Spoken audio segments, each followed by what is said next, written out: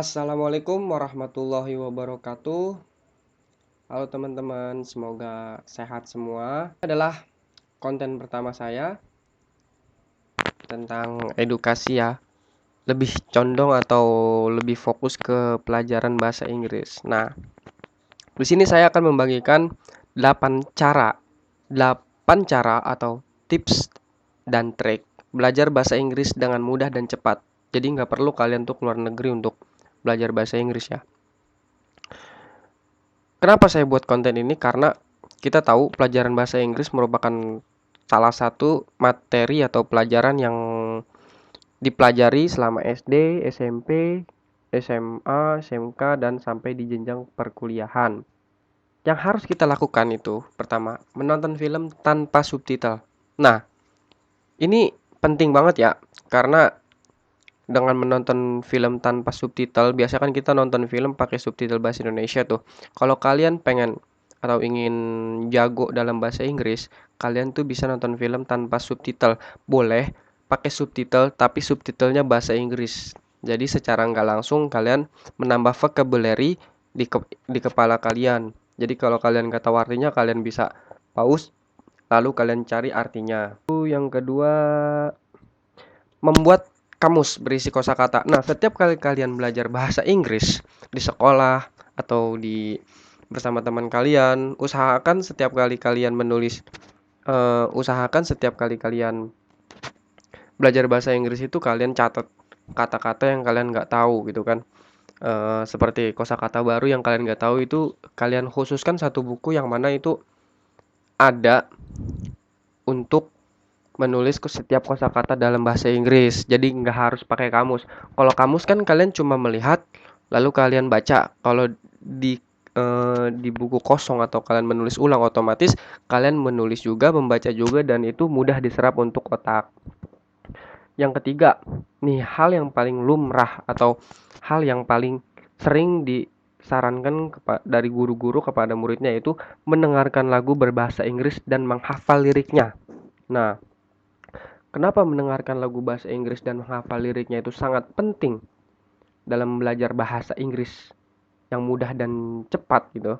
Karena dengan menghafal bahasa Inggrisnya, eh, otomatis kalian bakal mencari tahu artinya gitu. Ini artinya apa sih? Ini artinya apa sih? Jadi ada keingintahuan gitu, rasa keingintahuan di dalam diri kalian. Kok saya tahu bahasa Inggrisnya aja tapi nggak tahu artinya, otomatis kalian pasti nyari tahu artinya gitu. Itu diputar aja berulang-ulang kali lagunya sampai kalian bener-bener hafal liriknya gitu.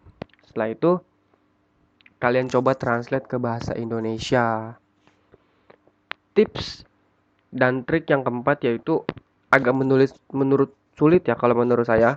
Yang keempat itu rajin-rajin berbicara dengan orang asing. Nah, kendala kita di sini adalah jarang atau bahkan cuma segelintir orang yang bisa berbicara dengan orang asing langsung gitu ya kan.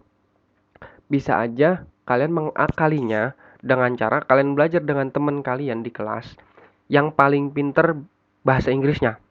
Nah, kalian belajar di situ, coba conversation, coba percakapan gitu kan, agar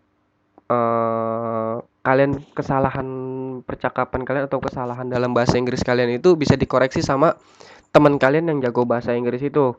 Jadi kalian nggak perlu kebingungan gitu. Jadi sama-sama belajar aja.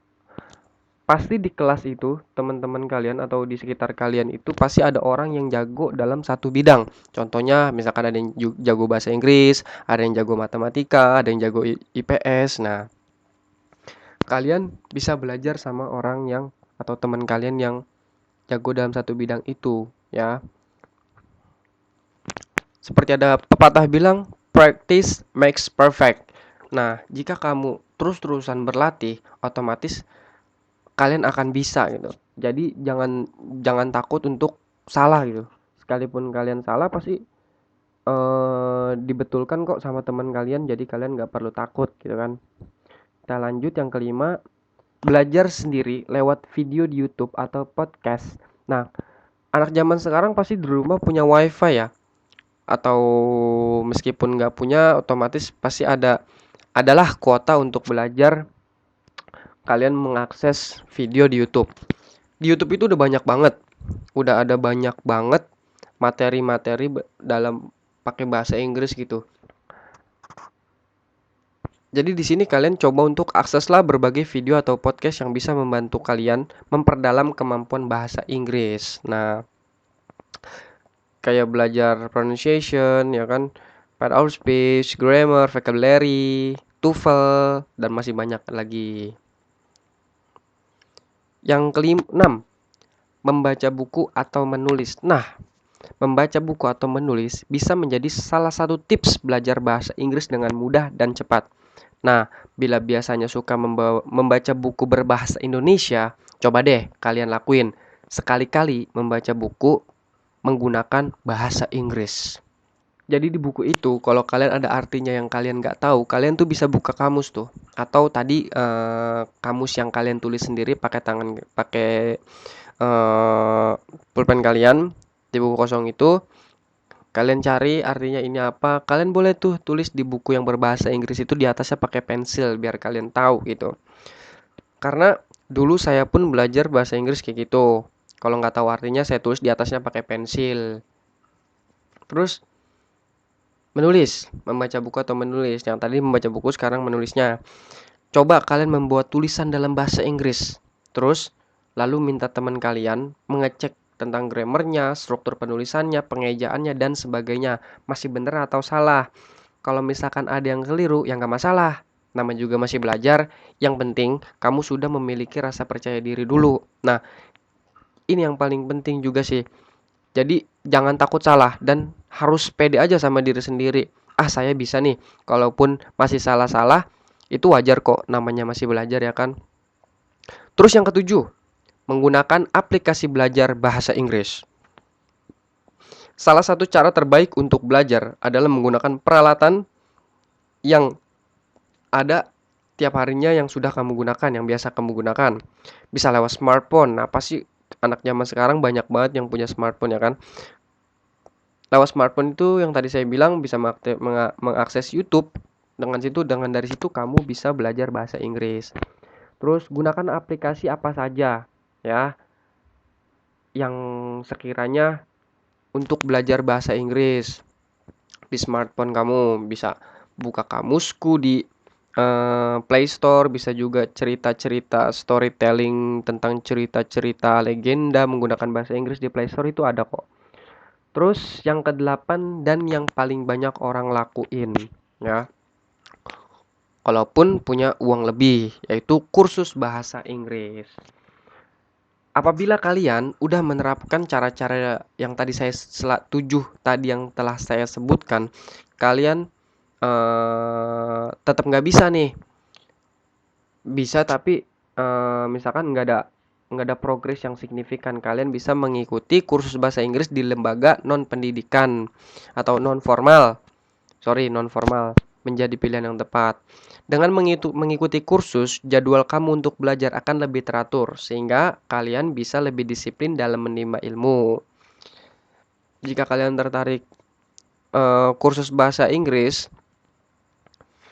ada banyak kok lembaga-lembaga yang menghadirkan